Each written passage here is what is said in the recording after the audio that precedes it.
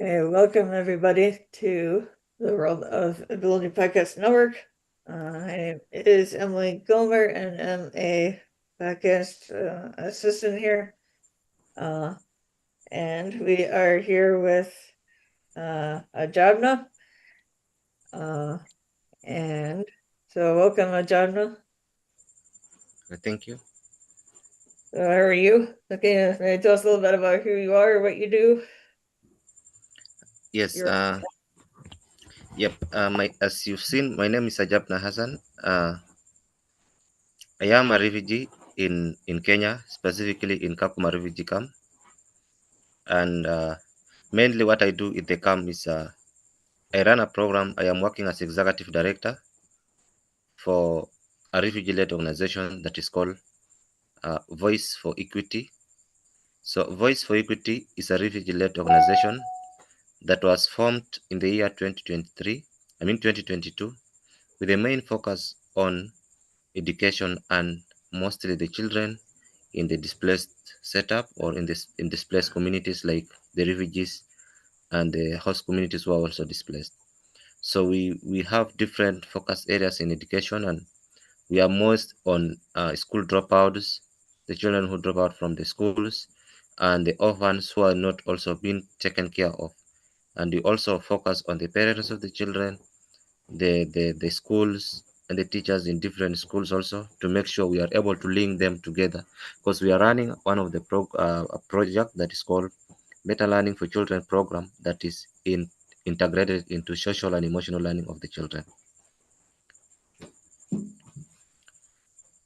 Yes. awesome. Um so like so is this your organization or like what inspired you to like start this organization? Yes. I started the organization in 2023 basically because of the rate of dropouts of the children in the camps. We noticed that from the year 2023, out of the year 23 backwards before the year 2023, there is that a lot of dropout of the children from schools. So when you go to school, like when you got the enrollment of a school, and the number of the children within the classroom are totally different.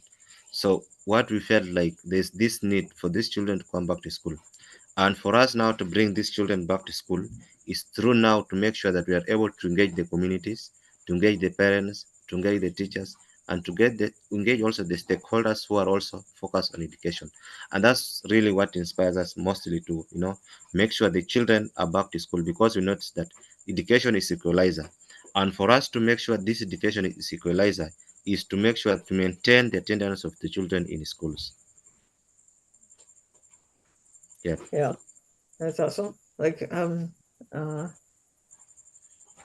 like how many like kids are you like serving or Yeah, from the year 2022 up to this, we've served many children. We are able to work with 100, 500 children. But this year as we are speaking, we are working with 161 children. And the biggest part that we have done, we are able also to register around 73 children back to schools who are school dropouts. So some of them we provided school uniforms, some of them we just talked to the schools, and the teachers were able to accept the children back to schools. And today we notice that the children are in schools. Other than this, also, other than this number of children, for us also to make sure the children were back to schools, we also what we have done is to involve the parents of these children by training the parents the importance of education, how education is impacting the lives of these particular children who are outside the schools. We also notice that other than training the parents of these particular children, we need to also to involve the community leaders. And to involve the community leaders, we're also able to train the community leaders, people like the BOMs, the zonal leaders, the block leaders, the securities, and all this part of the community leaders, to make sure that they're also interlinked with what we do to attend the children to attend schools. yeah, but that's important. So everybody's on the same page. Uh so like what age group are you in? Are you like young kids up through high school or No, the children we deal with is the children from the primary school and with the specific age bracket. So from the pre-primary to the primary school, that's to say from age 4 to age 14 years old. These are the main focus of the children that we are focused on. So we don't accommodate also all the children, but we take that age bracket whereby they are also, because these are the foundation, and we feel like the best way to start is the foundation of that particular child, and that's why you started from age 4 to age 14. So other than also these numbers, it is not just about enrolling them to school and just leaving them like that. So we also have a center whereby when the children come from the schools, we have also a specific center whereby they come and also learn, they play, they learn through fine art programs, they learn basic English skills, I mean basic English like writing and reading, and they learn also to draw because some of them cannot speak directly. But what they do is to draw something and express the emotions through what they have wrote. I mean they have drawn. That's good. Yep. Uh, um, yeah, see here.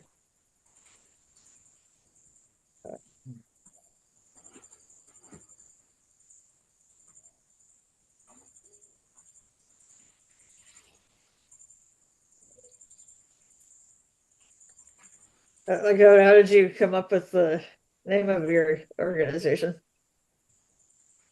Yes, pardon? How did you come up with the name of your organization for voice it Voice. free? Yes.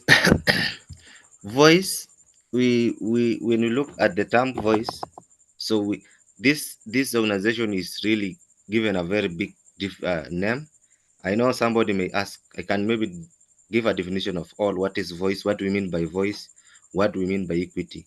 But just to say very short part of it, we can say why we come with the voice, because we deal with the refugees. At the same time, for you to deal with somebody who is displaced, that person need to have his own voice, and that's why when we are naming, we wanted a name whereby people are able to own the leadership instead of us owning the leadership. We need a programs. When we come with the programs, people should be having their voice. We need to have an equity whereby people are equalized, not us alone, not them alone. We need to have a scenario of empowerment. We need to have a space of inclusivity. We need to have a place of equality. We need to have a place of opportunities for all people together. And that's why we have this voice for equity. Oh, interesting. Yes. Uh, so is um schools just in your area, or is it for uh uh more places than just where you are right now? That makes The, sense. yes. The place. Yes. We are based in Kakuma, the place called Kakuma Refugee Camp, that is in Kenya, Turkana County. Oh, okay. Yeah. Um,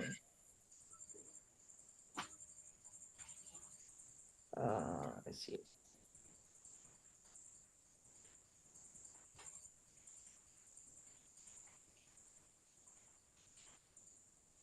Uh,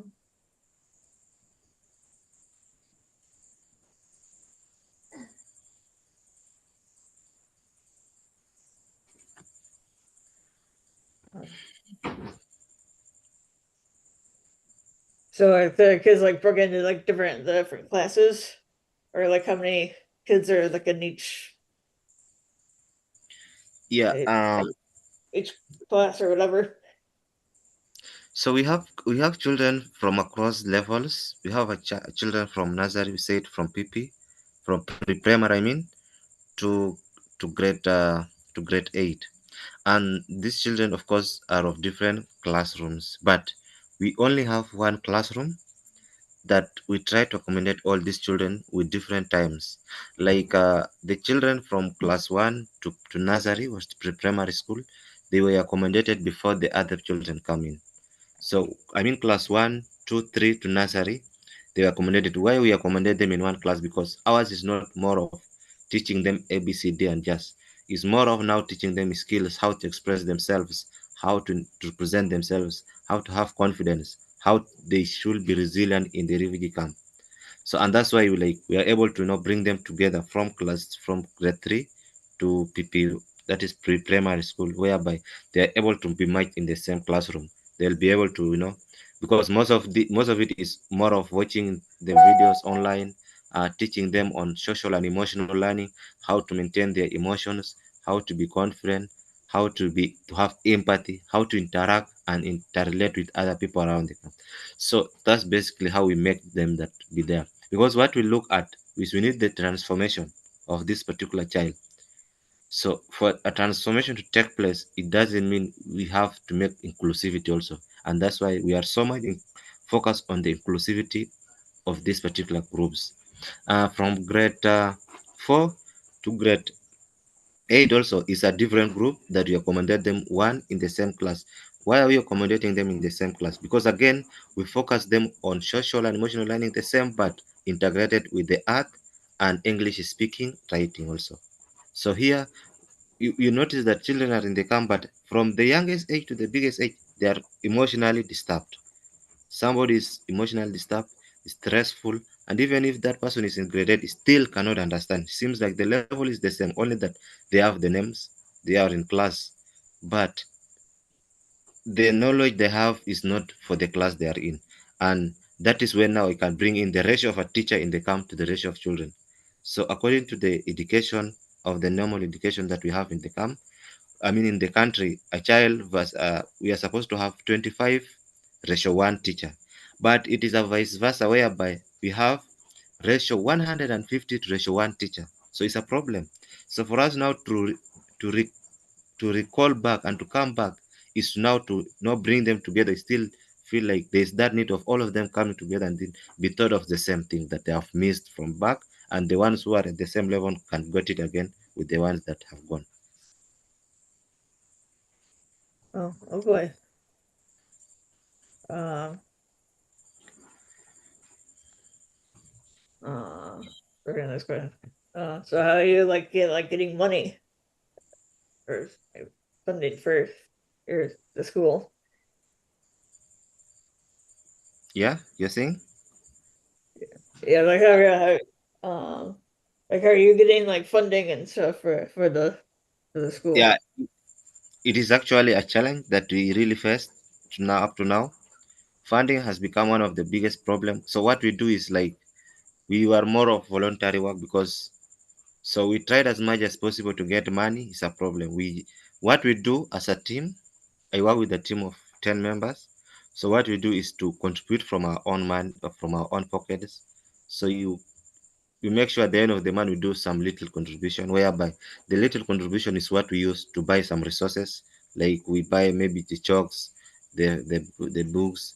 At the same time we use the same, we are able to now secure some screen whereby a child can be able to see something, and that's what we also use to maintain the data.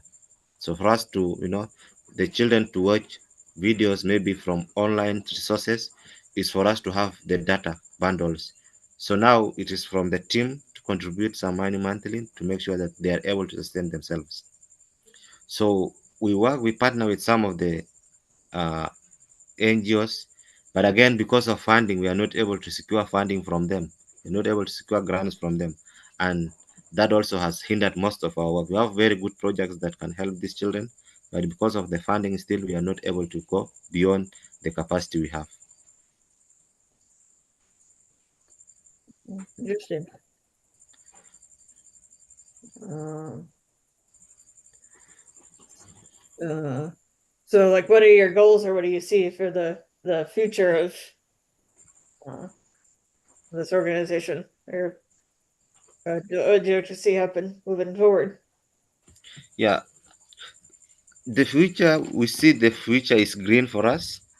The future is still green for us, and we feel like this organization is the organization that is going to to add more value to the lives of the displaced communities, displaced children, and because of that, the future is still broader and it is still live to us.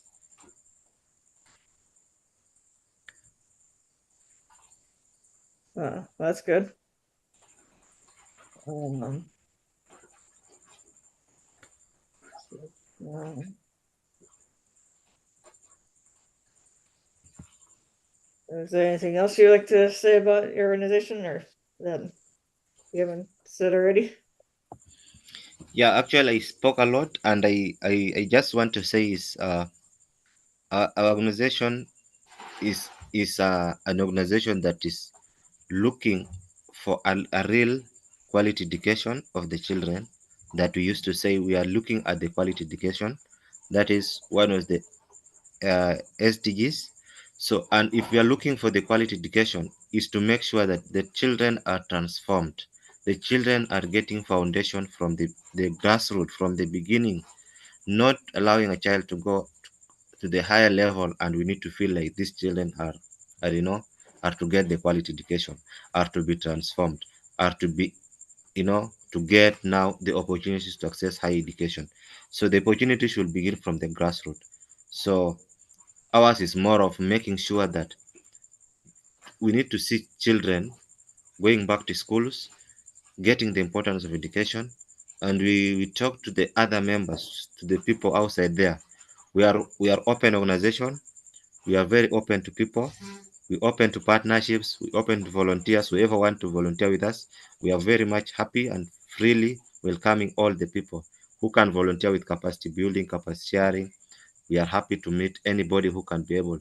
At the end of the day, our focus is a child, and to educate a child is educating the world, educating everybody. Because if you start from that child, tomorrow we talk of it as a president, as ambassador from elsewhere.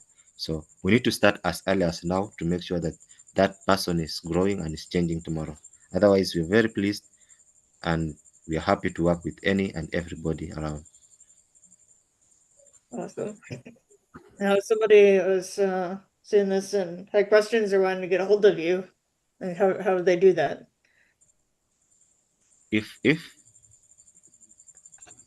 Yeah, if somebody wanted to get a hold of you about with questions or anything about your school or wanted to know more, like how would they get a hold of you? Yeah, if somebody wants to get about us, we are we are in all social media pages. You can go to LinkedIn. We are live in LinkedIn. You can get us there. We have our website. If you write just Voice for Equity, you will notice we have a website. You will see, yes, our logo is on form of what we call a Microsoft with a hand down, that is blue and red. At the same time, we are in Facebook. You can get us. Other than this, we have an email. You can maybe share our email with you right now. You can have an email written just voice. Can maybe share with you here. That is voice uh, for then quitty, not equity but quitty at gmail.com. At gmail.com. That's the first. Then the second is this email also. Can share it also. This email is very important. Somebody can come and join us, can get to know about us through email. You can call me directly through WhatsApp. We are also live. Everything we are okay with it. 24796.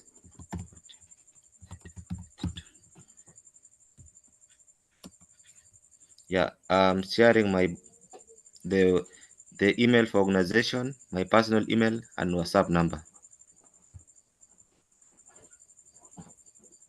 Yeah, awesome. Yep. So if anybody want to get us, you will get us here, or you can also get us through our website. I can still share our website.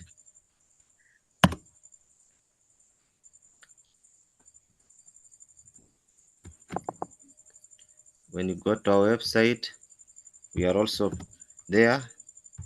We also have LinkedIn. I can still share with you. You can also get us through LinkedIn. LinkedIn page.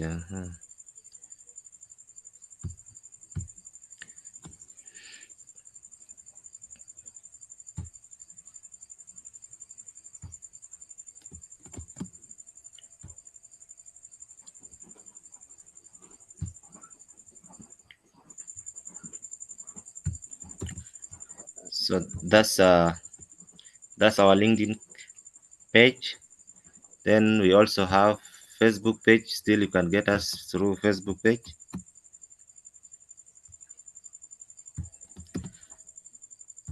Yeah, all these social media platforms are active, and we are always very active on them. Once you type hi anything, you will be responded to immediately. And yeah, we are happy to work with anybody who is willing to get to know more about us. Just go through the LinkedIn, go through website, go through Facebook page.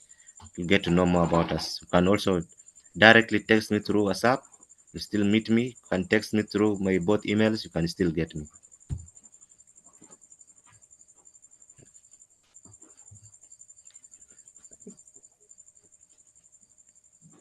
That's You just yeah. getting your website there. Looks good. Uh, but um, if I